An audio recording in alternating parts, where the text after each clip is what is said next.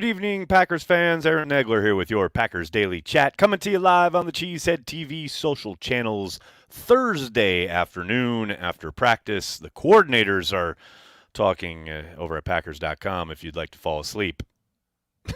I mean, it was funny. I saw a comment on the Packers YouTube channel just now, like, oh, these guys are so dull and they don't inspire. And, like, that's not the gig.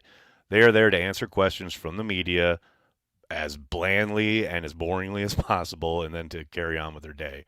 You're not going to get fire and brimstone at a coordinator press conference. Hope you all realize that.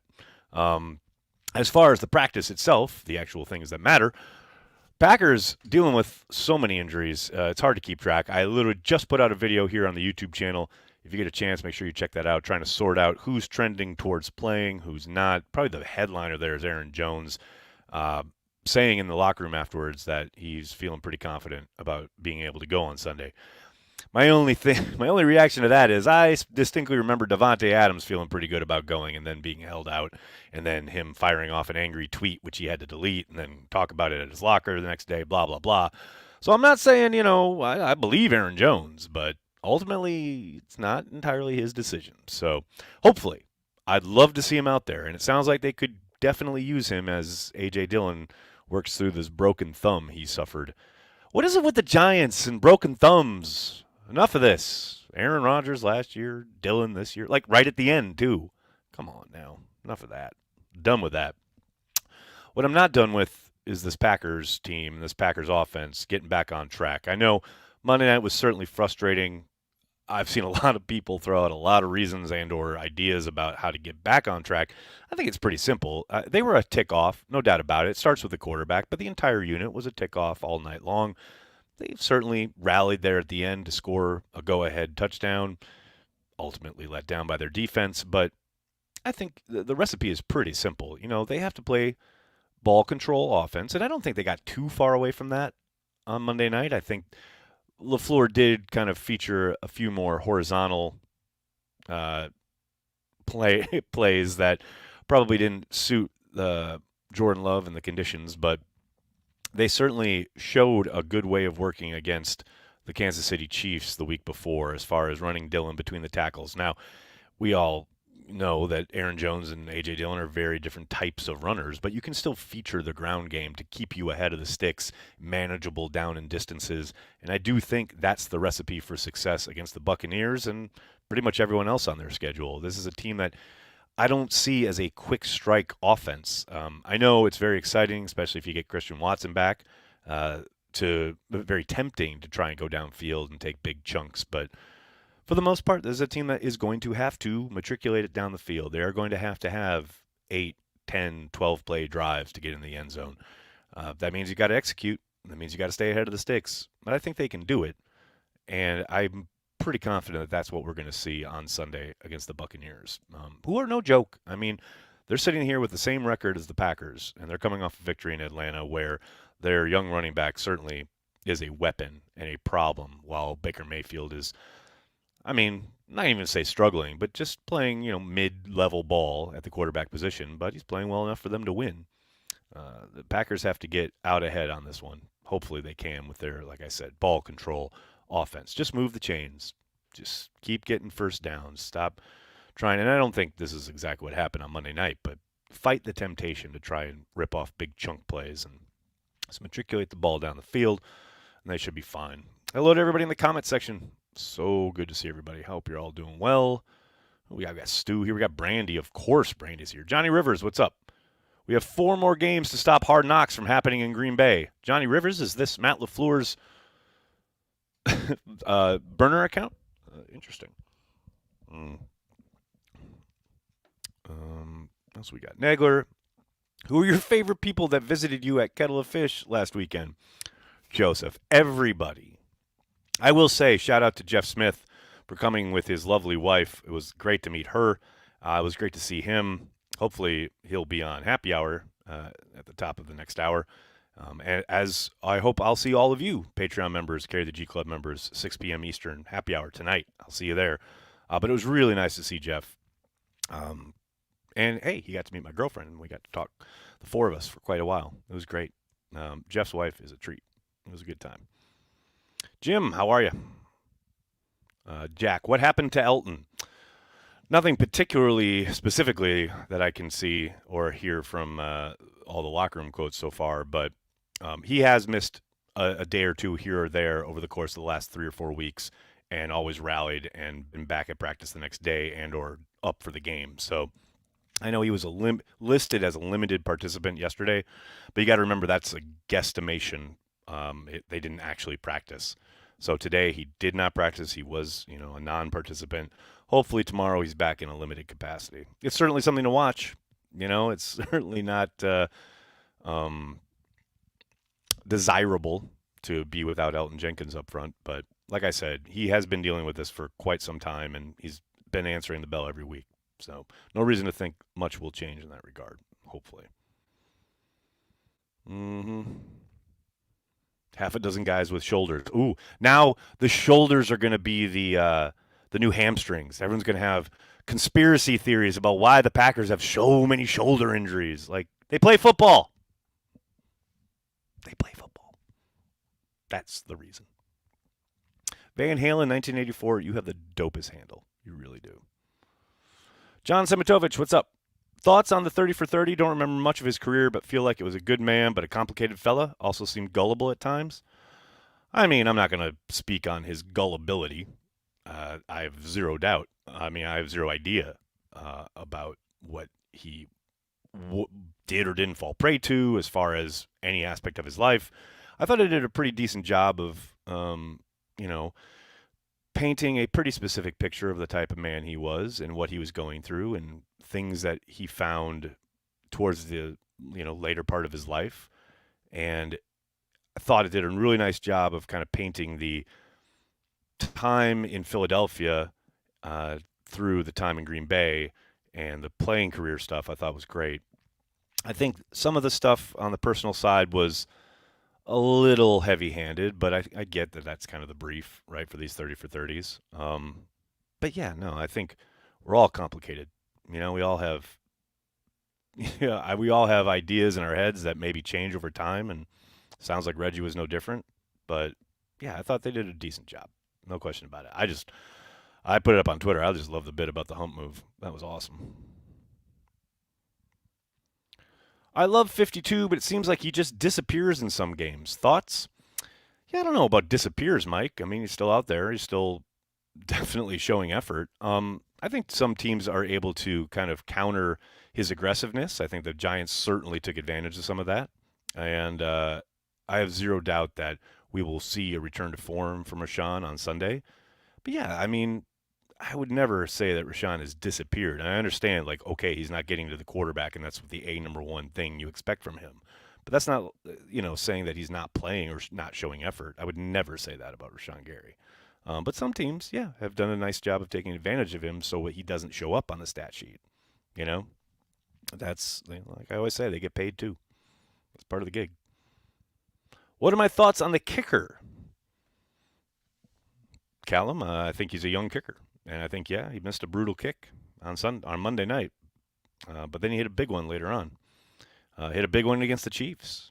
I think you're living with the ups and downs. And unlike the Vikings, who let go of his brother right away because of a miss or two, I think they're going to stick with him. And I think he's going to be the kicker here in Green Bay for the foreseeable future. Now, you get into his second year and he keeps missing like big kicks and you're losing games because of it, then yeah, I think there's a conversation to be had where maybe they start bringing in some competition, but I don't see anything changing at kicker for the foreseeable future. They're going to live with his growing pains, much like they have with all the youngsters on this roster, right? The growing pains at quarterback, the growing pains at wide receiver, the growing pains at tight end.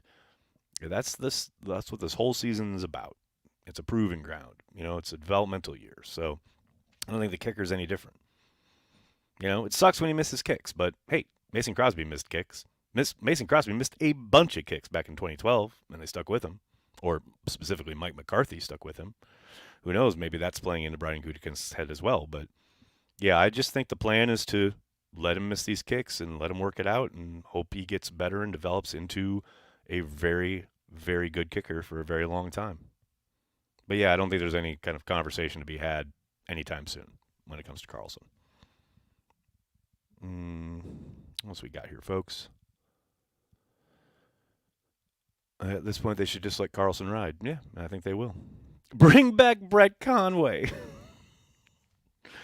Oh, I needed that. That's good.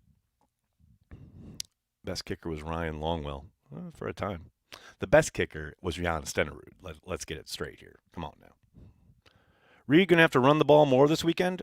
I don't know, Randy. I don't think that's a popular sentiment around Packer fandom, but I think they'll continue to try and get the ball in his hands however they can. I don't think a few failed end rounds are going to change anything in that regard. But I don't think they're going to lean into it anymore because of the running back situation. I think they're going to continue to run their offense.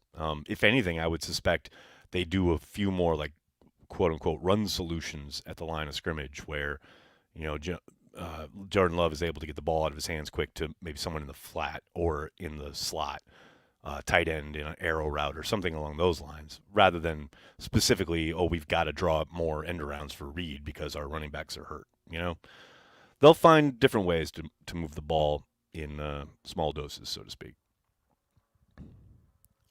Oh, David. Wow, that's harsh. Stokes sucked before he got injured. All right. Dial it back. All right. You or I going out in an NFL football field would suck. All right. Eric Stokes certainly struggled last year prior to the injury. I'm not going to sugarcoat that. But he sucked? Come on now. Come on. I mean, he had an outstanding rookie season. Go back and watch it. You know, no doubt last year was tough prior to the injury. But, man, the nomenclature, I just don't understand the need or the desire. I saw someone call the Packers' approach at the end there of the game idiotic. That's like, no. They had a reason for doing it. You may not agree with it, but that doesn't make it idiotic.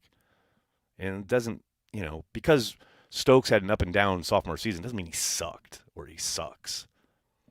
I don't know. And I understand it's the internet and it's how people talk, and I'm just being old, and it is what it is. But it just bugs the shit out of me. Matt, what's up, man? If Mike Tomlin becomes available, consider him for DC next year. I love these conversations because we had kind of this on transplants last night. Matt, I'm not singling you out here, but Tomlin's a head coach.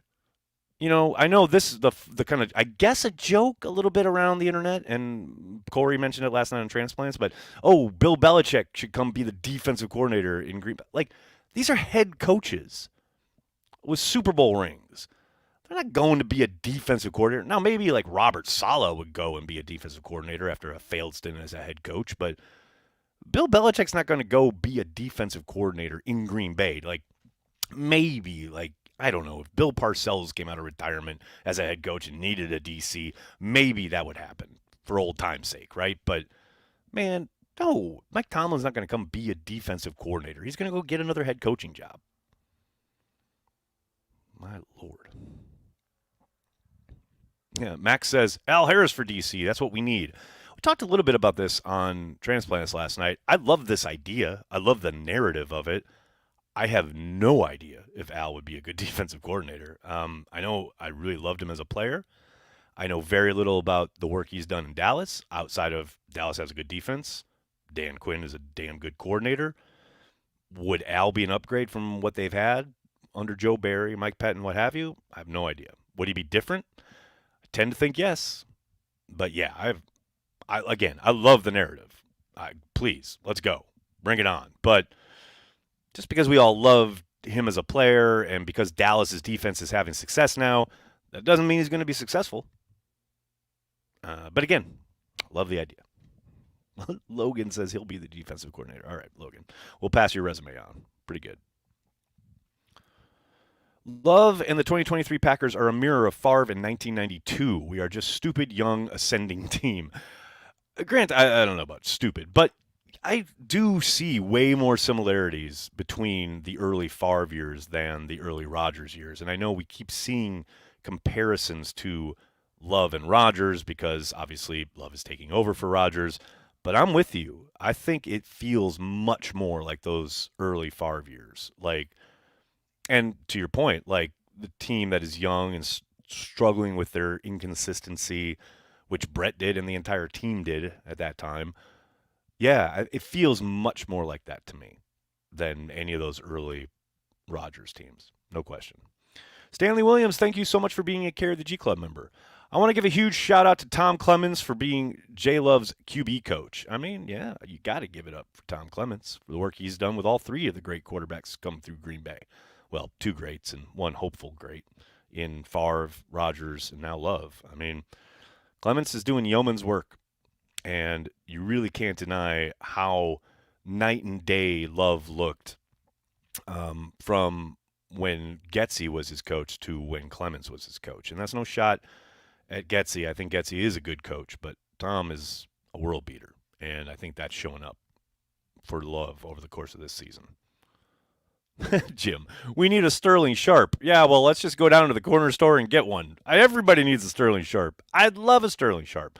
Although I will say, it was funny. I was going back and watching the broadcast, and I was reminded of something that got said on, I think it was on the live chat during the watch party, because Aikman intimated that in a way, like not hard, fast rule, but in a way, it's good for Jordan Love to not have a bona fide number one, got to get him the ball type, because it forces him, or it can, allows him to see the field and not have to worry about, I got to get this guy the ball. Let plays develop, go through his progressions, and just react accordingly. Especially in a league where now these wide receivers are such superstars and so kind of, they swing games, right? And they definitely power offenses. But I mean, I remember Brett Favre and Sterling Sharp, to your point, having an amazing connection. But Favre didn't take that next step until he lost Sterling Sharp. And then he was forced to spread the ball around. And that's when you got those awesome graphics. Like in the middle of the third quarter, Brett Favre has hit 11 different receivers, and defenses just didn't know where to key. Now, look, I'm not saying they don't need a number one or they can't find or develop a number one, and that wouldn't be great. I think it would be. But I think at this point, Aikman's got a point when it comes to just run the offense. You don't need to worry about forcing it to a guy, or there's a big play, we got to draw something up for him, or things are breaking down, I got to find him. No, just run the offense. I mean, look no further than that first throw to Heath in the end zone. He's kind of all balanced, got to find something, he rockets that in there. Now, it ends up being incomplete because of some new ridiculous rule. Should have been a touchdown by the rules of all-time football, but, I mean, he just finds that, He's not searching for, I got to find my number one guy. I don't know. I like the idea of this whole team growing together, and maybe someone emerges or they find a number one, but I don't hate it. I really don't. Porkmaster. I'm at the Sterling Sharp store. They're sold out. Yeah, I feel you. They're hard to find. Javon Walker was pretty good before the ego. Yeah, I'd agree with that. He was a damn good player. No question about it. Hip Brandy says, I do not play Madden. You should, Brandy. I encourage everybody who enjoys the game of NFL football to play Madden. I really do, because I think it does a very good job of teaching you a very kind of 30,000-foot view of, the ebbs and flows of the game, coverages, what you're looking at as a quarterback, and things of that nature. And no, it doesn't come close to replicating it. I'm not saying that. But I think by playing it, and I think you've seen this, especially at the coaching level in the league now, these young coaches coming up all grew up playing Madden. You hear it from players all the time, the stuff they learned playing Madden as kids and then growing up and knowing the basic structures of cover 2 or cover 3 or how, slide protection works or things like that. Like a lot of people get the kind of start the itch to learn more from playing Madden. I think it's great. Don Vito, what's up? Well, the Sterling Sharp store called and they ran out of you. They ran out of me? That's the jerk store, isn't it? I don't know. Electric football. Man, I played so much electric football when I was a kid. You guys don't even know. You guys don't even know. These kids these days, they don't know how good they have it. You haven't really lived until you've sat with a electric piece of iron that you just put a bunch of dudes on and you flip a switch and they go and you're trying to use your imagination for, this means this, football-wise. Those were the days. Oh, Vex, here we go.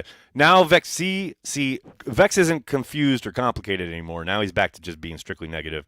Joe Barry going to give up 200-plus rushing to Tampa. I mean, I'm not going to sit here and tell you you're wrong, Vex. I don't like to lie. Jonathan, is Madden 101 still a feature? That taught me a lot as a kid. I don't know. What's funny is I don't even look at most of the Madden features anymore. I turn it on, they'll get the new, I download the new one, turn it on, get the new rosters if they're available, and then I just get online and play.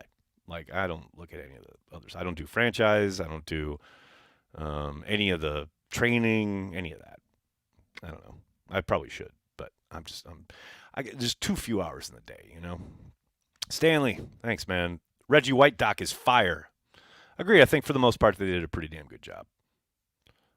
Matthew, go Pack Go. Cheers for everything, Nags. Appreciate you. I appreciate you, Matthew. You're always here. I know it's later in the evening for you, and you're always positive, and you bring a good energy, man. So appreciate you.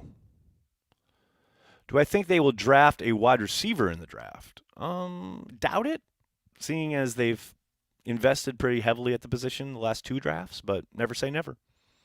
If someone falls to them and they think it's too good a deal to pass up, it's always a possibility.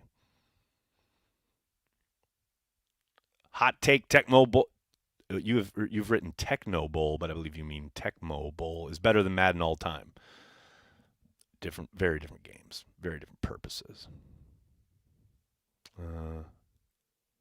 The Sterling Sharp stuff in here is awesome. Portmaster, thanks again, man.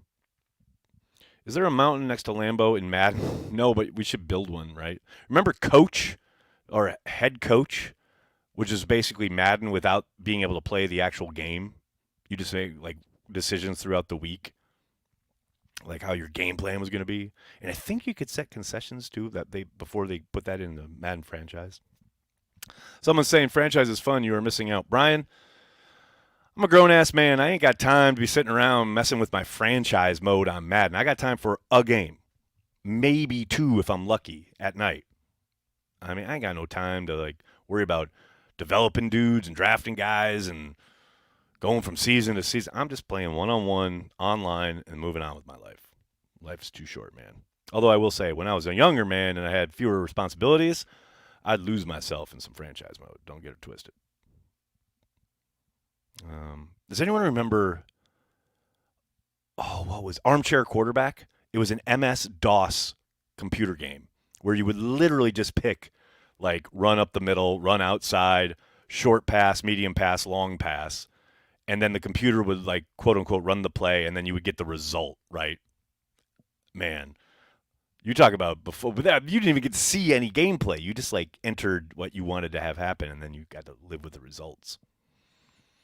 You kids just don't even know. What else we got here, folks? Doodle-doo-doo-doo. Got a few super chats. Max, what's going on, man? Harris has experience under Reed and now McCarthy. His legacy would boost the fans, and he'd 100% relate to the players better than Joe Barry. Bears still suck. Well, okay, boost the fans, I got to tell you, means absolutely nothing. I mean, if you're worried about the fans when you make a coaching hire, as far as their reception, you've already lost. As far as, Reed and McCarthy, yeah, no doubt. And look, I know Will Blackman has been stumping for him for a while. Will would actually know, has worked with him when he was with the Cowboys this offseason, clearly knows him from his time in Green Bay, blah, blah, blah. So, yeah, I'd take Will's word that he's probably worth looking at. But, yeah, I mean, would give a boost to the fans. Literally, who cares? What else we got here, folks? You guys are hilarious. I am 1,108-0 in Retro Bowl with 195-0 in the playoffs with 64 championships. Can we add those to the Packers Super Bowl championships? Logan, I'll call 1265 and let them know. All right, everybody, I got to get going. I can't thank you enough for hanging out, talking Packers each and every day, Monday through Friday, right here on the Cheesehead TV social channels. Please do me a monster favor. Hit like on the video, subscribe to the channel, and then tell your friends and tell your family. Cheesehead TV, we are devoted to Green Bay Packers fans worldwide. Patreon members, Carry the G Club members, I'll see you at the happy hour and a half hour. The rest of you, I'll see you tomorrow. Thanks so much. Go Pack Go.